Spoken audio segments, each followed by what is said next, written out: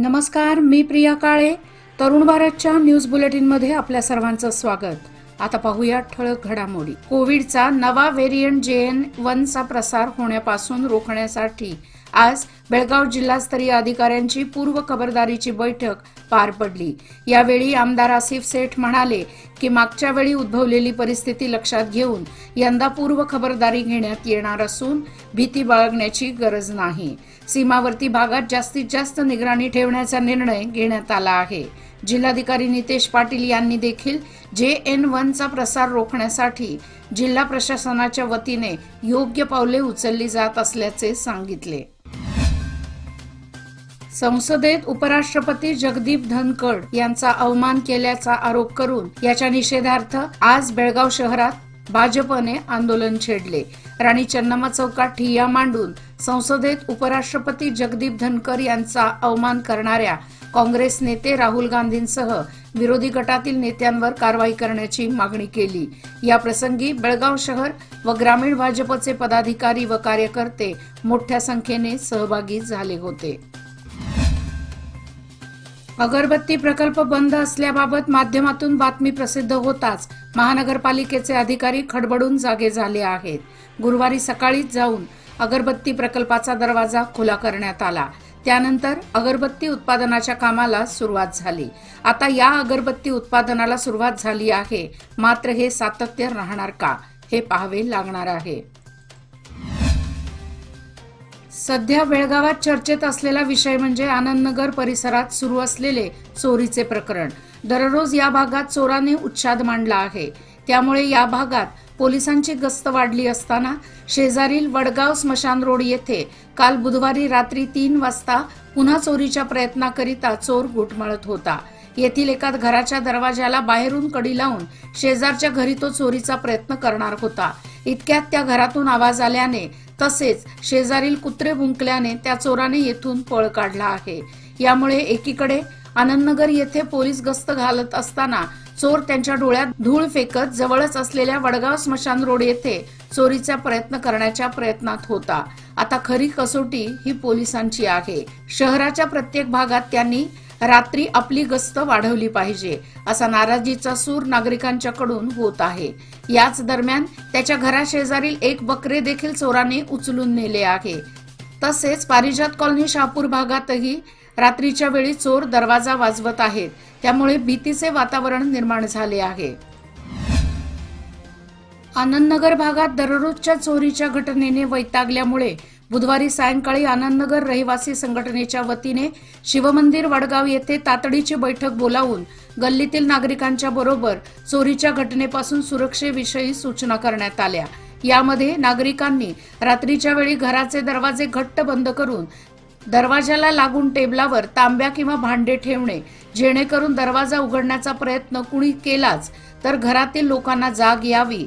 तसेच घरावर CCTV बसवणे, आपल्या दागिन्यांचे प्रदर्शन करू नये, दागिने बँकेच्या लॉकरमध्ये ठेवणे, गल्लीतील नागरिक समूह करून एकमेकांच्या संपर्कात राहणे, घराबाहेरील दिवे चालू ठेवणे, घरी मोक्याच्या वेळी कामी येईल अशा लाठ्या काठ्या बाळगणे, गल्लीतील फिरत्या विक्रेत्यांना प्रवेश नाकारून त्यांच्याकडून कोणतीही वस्तू खरेदी करू नये, अनोळखी व्यक्तीला थारा देऊ नये, अशा अनेक सुरक्षेच्या दृष्टीने सूचना करण्यात आल्या आहेत.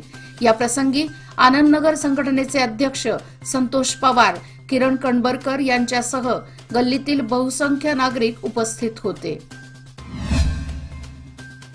सुमारे 45 वर्षे उलटली तरी अद्याप नुकसान भरपाई न दिल्याचा आरोप करत आज बेळगाव शहरातील पाटबंधारे विभागाच्या मुख्य अभियंत्याच्या कार्यालयाला घेराव घालण्यात आला.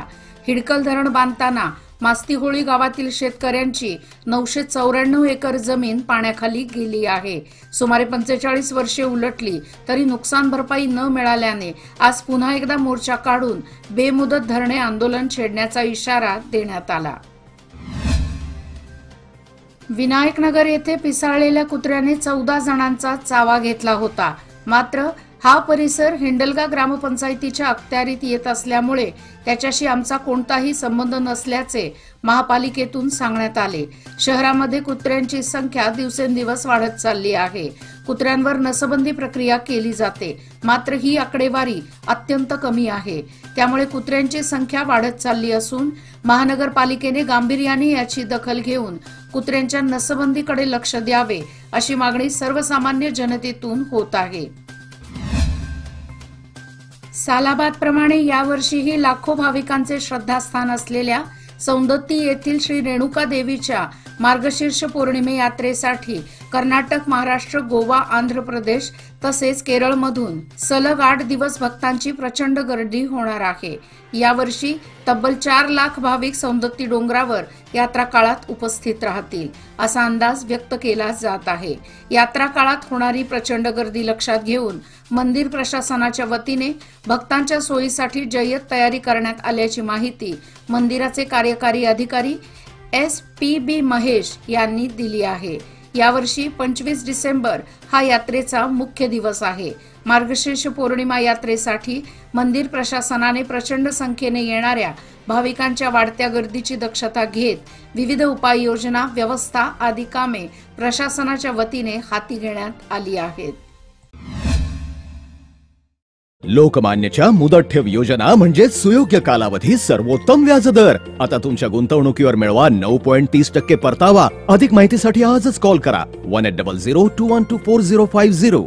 योजना फक्त सभासदांकरता, नियमवाटी लागू। लोकमान्य, जिथे पैसा वाढतो आणि नातं वृद्धिंगत होतं। मार्कंडेय नदीतील पाण्याचा उपसा वाढवण्यात आल्याने यंदा राकसकोप जलाशयातील पाण्याची पातळी गतवर्षीच्या तुलनेत तब्बल 1.5 फूट जास्त आहे। याशिवाय शहरात 3 ऐवजी 4 दिवसात पाणी पुरवठा केला जात आहे। त्यामुळे राकसकोप जलाशयातील पाणी यंदा जून महिन्यापर्यंत पुरेल अशी माहिती कर्नाटक पायाभूत सुविधा मंडळाकडून देण्यात आली आहे। बेळगाव शहरातील सध्या मार्कंडेय नदीतून दररोज 30 MLD पाण्याचा उपसा केला जात आहे, तर राकसकोप जलाशयातून दररोज 22 MLD पाण्याचा उपसा केला जात आहे। राकसकोप जलाशयाऐवजी नदीतील पाण्याचा उपसा वाढवला जात आहे। डिसेंबर अखेरपर्यंत मार्कंडेय नदीतून पाण्याचा उपसा शक्य आहे। त्यामुळे राकसकोप जलाशयातील पाण्याची बचत होणार आहे। त्याचा फायदा बेळगावकरांना होणार आहे। बागलकोट येथील संतोष भाविकट्टी या जवानाने आपल्या लग्न कार्यात वीर पत्नींचा सत्कार करून समाजाच्या एका अनिष्ट प्रथेला छेद दिला आहे। त्यांनी आपल्या लग्नात शहीदांना अभिवादन करण्यासह विजापूर जिल्ह्यातील त्यांच्या वीर पत्नींचा सत्कार करून एक स्वागतार्ह पायंडा घालून दिला आहे। वीर पत्नींच्या सन्मानाप्रसंगी सुनीता पाटील, रेखा खादरवाडकर, लक्ष्मी कुटाळे, महादेवी कोप्पत, संगीता बामनळी आणि वधूवरासह लग्नाला आलेली सर्व पाहुणे मंडळी उपस्थित होते।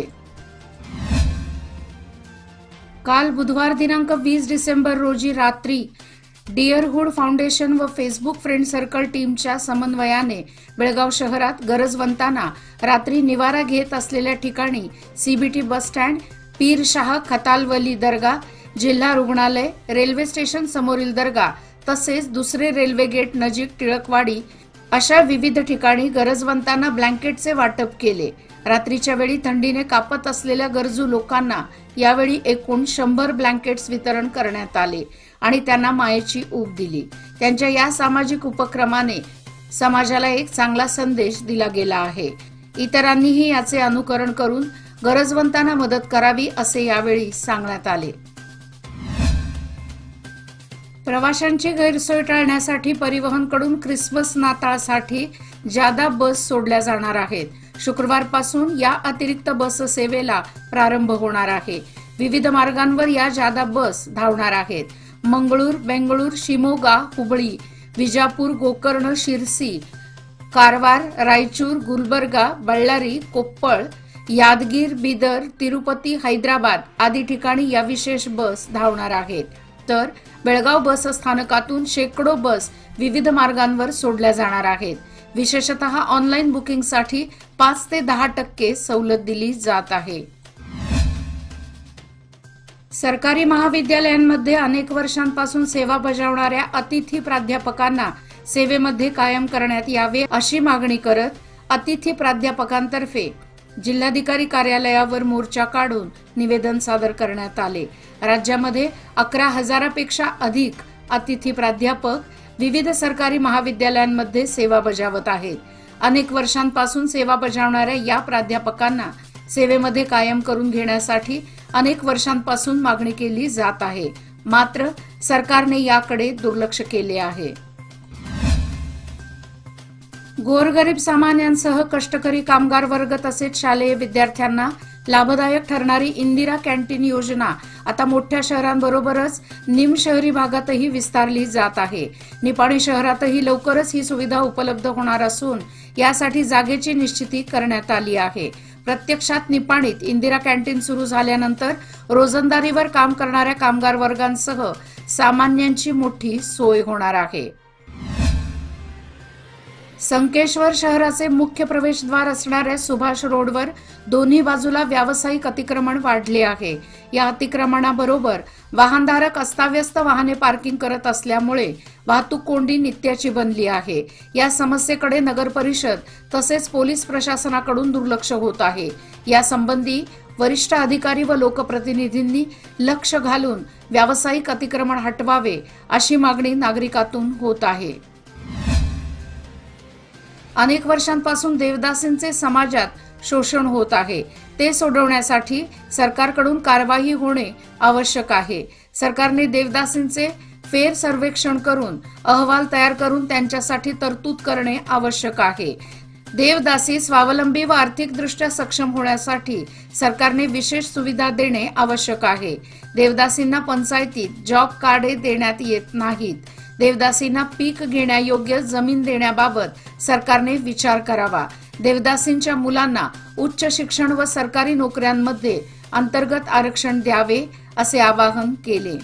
याचबरोबर आजचे बातमीपत्र इथेच संपले। अधिक माहिती आणि ताज्या घडामोडी करता पाहत रहा तरुण भारत न्यूज चॅनल।